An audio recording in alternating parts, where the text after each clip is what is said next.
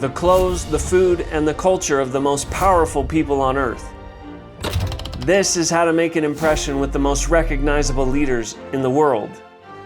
This is Menswear in DC. Welcome to the Great American Menswear Tour. Join me as we explore the cities at the heart of American style, the stores improving our dress, the wares of a gentleman, the people behind the threads, the dining of a classier dress code, and the culture of menswear in America. Sim. Yes, S-I-M. Ben. Good to meet you. So who is wearing menswear in DC in this area? The most powerful people in the country are located right around DC, like people who influence government, a lot of giant defense contractors, obviously your bankers and your lawyers. And sometimes we'll get like edgier musical artists, people who want to wear a jacket with like a cashmere jogger and a cashmere hoodie and a t-shirt so that it kind of like it straddles the line of tailoring and casual, all walks. What are they wearing? Like in DC, what are people wearing? A lot of guys will come in wanting to do like solid color clothes because they have like a military background or a political background. But I always tell guys that like if you're going to telegraph some rank in your clothes, you should probably put a pattern in it, you know? And it doesn't have to be pinstripes to do this like power suit look, but a windows in Wales, like the square with the check, is going to elevate you in rank before we get to considerations of fit. So more guys in DC are moving towards that, elevation with patterns. And they're getting more adventurous with patterns because not everybody wants to be all charcoal and navy all the time. Okay. So, yeah, a little more variation nowadays. In DC, are there any popular events, restaurants, other things that require dressing up? Anything like that in DC? So a very uniquely DC thing is state dinners. So guys will go to these like state dinners, either like at the White House, and they'll need to be dressed in tuxedos, or they'll need to have like very formal business attire. There's not a lot of separates in that situation. You're not wearing like khakis with a blue jacket. It's going to be full suited, and usually it's going to be elevated because you're going to meet the president. So yeah, that's a very specific event. Also in the summer, you have Seersucker Day. So all of Congress, all the senators, all Congressmen, they will wear seersucker suits, the striped blue suits. Yeah. And that's more of like a Southern tradition. Polo season is a big thing in DC in the summer. So if you go out to Middleburg, polo season and Gold Cup. So horse racing season. So those events are going to have more colorful suiting. Sky blue window pane jackets and red jackets, sometimes pink. Like guys will get pretty out there. Almost like Kentucky Derby dressing, but more frequently throughout the summer. You mentioned briefly what your cut is, but... Yeah, slope shoulder. Okay. Rounded, spalla camicia, napoletana leggere, wider lapel to give you more V-shape in the build, X-cut in the middle, shorter jacket makes me taller, and like really featherweight, even though you have a full floating canvas construction, meaning 3 animals in this jacket, the lambswool on the outside, the horsehair on the inside, and the real buffalo horn buttons. Nice. Functional everything, and really airy to wear. Yeah. Best menswear tips. What are people doing wrong in menswear? Ties. I don't like skinny ties, okay? Skinny ties, to me, down ranks a guy. And if a guy's gonna spend something on a tie, if he's gonna wear a tie, I want him to have some, gravitas to his tie. The Crocs, there's like a big epidemic of Crocs. That's not necessarily in like suiting, but it's horrible. I think it frustrates every dating goal and occupational goal that you have, even if you're just wearing that socially. I feel the same way about Birkenstocks. I feel the same way about those like big clunky New Balances that guys wear. So yeah, I don't think tailored as a fit is going away. And I think if you stay classic, you're gonna weather a lot of storms in the cycle of fast fashion. Are people who wear suits more successful than those who don't? If you want a path to have people respect you more quickly, defer to you more quickly, get you the better table at the restaurant, get you access to a club that you're not a member at, wear something well fitted and well cut and test it out for yourself. It's not a hard test. You'll find a real different way that people treat you. Okay. In what ways would America be better if more people wear suits? Well, I would say that because of the movement towards, sloppier is the wrong word, roomier fits, crop top shirts, like little boy dressing, I feel like guys who nowadays, because of dating apps, have like a lot of trouble meeting people and a lot of trouble connecting with, I don't know, people that they want to date, that they would have, like our birth rate would go up. Like if we had more people that wore things more tailored. That's a great answer. I like that. It's just, I think that's a fact. I don't think that's like a controversial statement. Hey, that's funny. All right, so we're here at Andrew Ties, and we have one of the associates here. What's your name? Henry. So Henry's going to give us a tour of the store, and some history of Andrew Ties. The company started close to 50 years ago in Italy. They had around 120 stores worldwide. We, unfortunately, after the pandemic, we shut all of them. This is the last one. I call it a miracle store. Okay. So this is the last one left. The miracle store, because it's the last one. And we are at Union Station in Washington, D.C. Mm-hmm. All our ties are handmade in Italy, and we only make 4 of each pattern. We find out that the ties were made in really high quality, and everybody loves them. So we developed full line of ties, ascots, bow ties. Oh, you have ascots? We do. Oh man, I'm gonna have to buy Italian. We also have Italian scarves. one. We came to the right place, Ben. I've been looking for an ascot in I know it's not easy to several cities. Absolutely. Also have a full line of classic ties, Okay.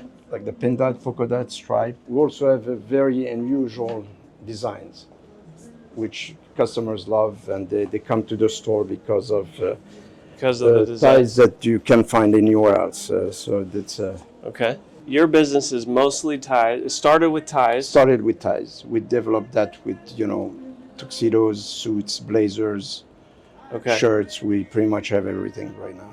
So today, belts. are you selling mostly ties still, or are you We selling do. suits? We are known for our ties. Known for your ties. They Yes. look beautiful. Thank you.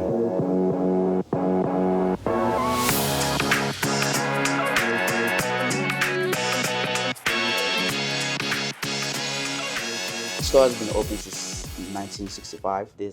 Now it's been owned by another man called Halim. So now this area section is mostly jackets, and then you have the ties and the shirts. And I like the fox. You have some.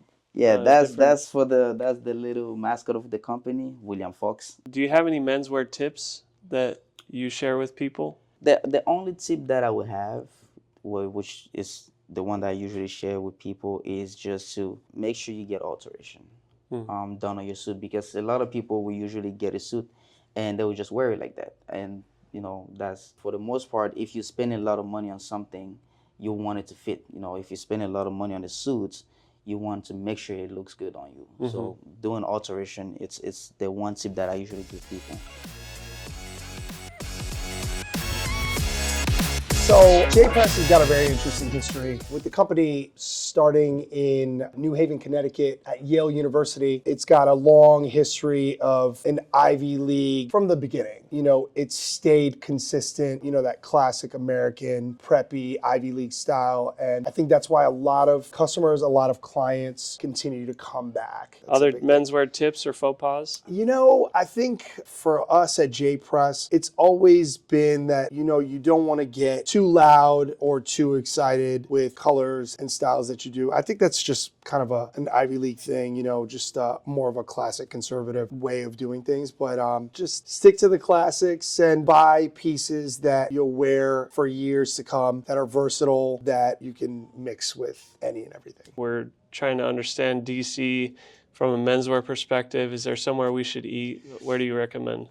Okay. It is a quintessential spot in DC, and that's Old Ebbitt Grill right near the White House. And they serve any and everything, and I think that's a great starting point for.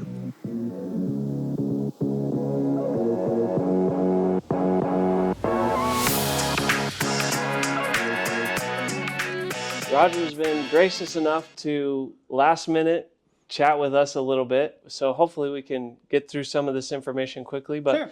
Give us a tour of your space. Tell us a little bit about your company and how you got started and why you're doing what you're doing. Sure.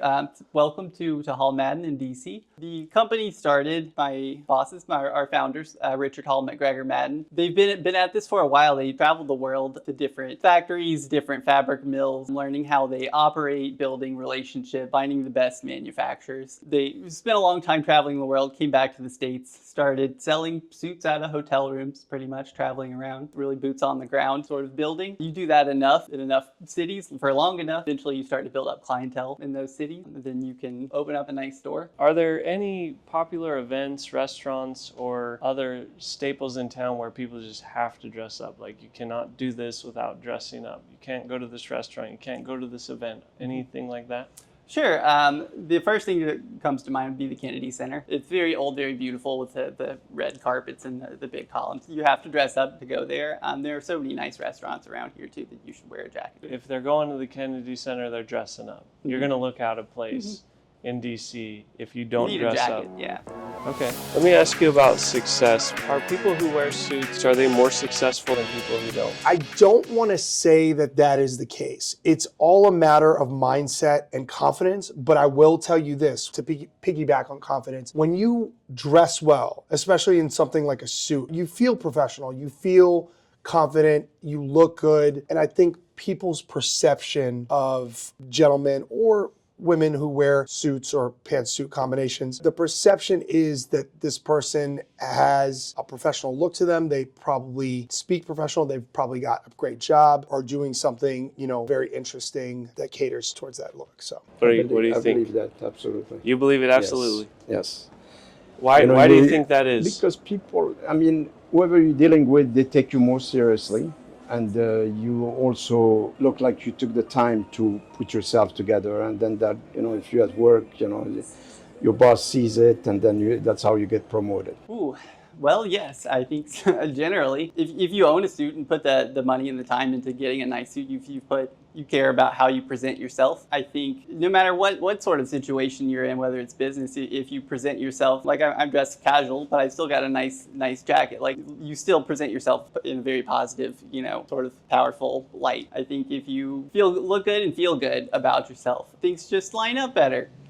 Things start going your way. Let's say I have never worn a suit in my life. If I were going to wear a suit every day or every week, once a week, maybe religiously or consistently, is there a certain type of suit you recommend in my closet? I think going with a navy or charcoal suit is essential for a gentleman. I think those two are very versatile. You can match and pair them with anything. And when it comes to shirt tie combinations, you can use those two suits a lot easier than others. I also think that you can take the jacket itself or the pants themselves and mix them with things very easily. So Either the regular blue suits, which is the classic, and the black suits, sometimes the gray, and that's mostly what they usually go for, unless we have some of the exception and they want something different.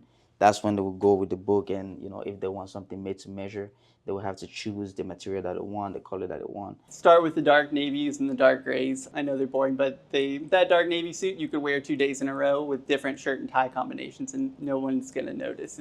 So we have the navy suit. What do you recommend in terms of shirt color and shoe color? White shirt obviously is the most versatile. It goes with everything. You just kind of pick one, grab one. Also the most formal. So you could do pinks and lavenders and blues, of course. The white is going to be the most formal. As far as shoes go, I think you're pretty much safe with a dark navy suit with just about any shoe. Like a dark navy and those light tan shades, there's a lot of contrast there. It's kind of like a spotlight on your feet. I don't think you're breaking any rules. It's just a personal preference. I don't like the really light stuff with a dark suit. You don't like the tan Right. with the dark suit. You like Correct. maybe a darker brown? Yeah, just a darker brown or black or like an oxblood like you're wearing. Okay. We just got done with the Capitol tour. My favorite part was in the rotunda upstairs. The painting on the ceiling of George Washington. It's kind of a funny painting. He's like sitting, looking down directly at the audience, which is 180 feet below him. But around him are these Greek gods that represent principles that they thought were important for America. And it's the principles that were interesting to me, because we at MyNiceTie are on a mission to understand the principles that lead to successful individuals, communities, and nations. And obviously those, she said there were 7 principles painted on that ceiling. Probably important to know and understand. The scenes from our founding was kind of interesting. She said there were 11 scenes. It started with Christopher Columbus and it ended with the Wright brothers inventing our first human flight.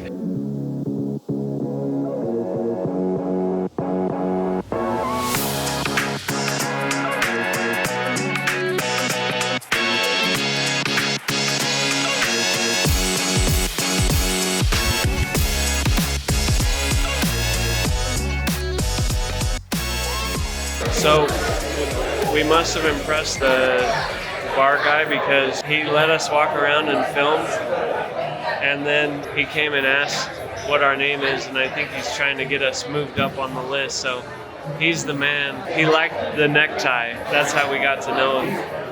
I got the steak, and let's see how it tastes. It looks and smells delicious.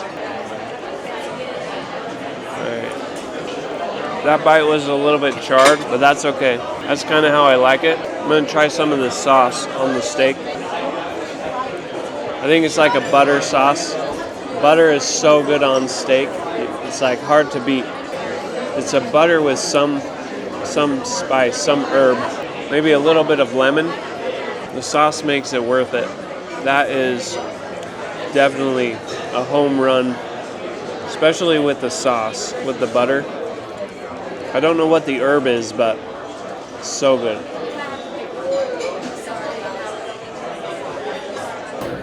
He's brought us some fresh bread. I think it's wheat bread with whipped butter.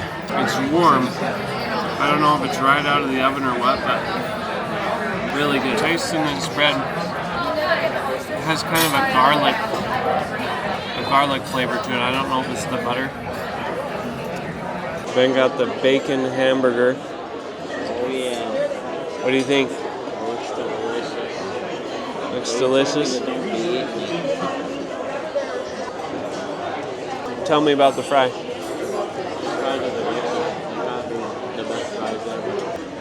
I gotta try one. They have a seasoning on them. They're very crisp on the outside. They're crisp, but not too crisp. Those are very good fries. Phenomenal fries, I would say. I have to share this. We got some special treatment from one of the hosts at that grill, and I was telling Ben, like, wearing a suit and then treating people with respect, like looking them in the eye, giving them a smile, can go a long way in life to connecting to other people. The highlight for me was seeing the rotunda, the art in the rotunda of the Capitol, and thinking about the principles that lead to successful nations. I have a feeling that we are going to find some important principles there. Also, just getting a sense for menswear in DC, that it's still alive and well. That's awesome, that there is at least one place that seems to be alive and well. Ever since COVID, it's gotten a lot more casual, which I don't think is a bad thing, although I think every man should still know how to wear a suit. And as we get more casual, men need to learn the principles to wear casual and not look silly, to know the rules so that when you break the rule, at least you know you're breaking the rule. So with that, thanks for tuning in to this tour of DC. Subscribe and like for more tours of different cities across the U.S. as we continue to explore the state of menswear in the United States. Thanks for tuning in. This is Ben signing out.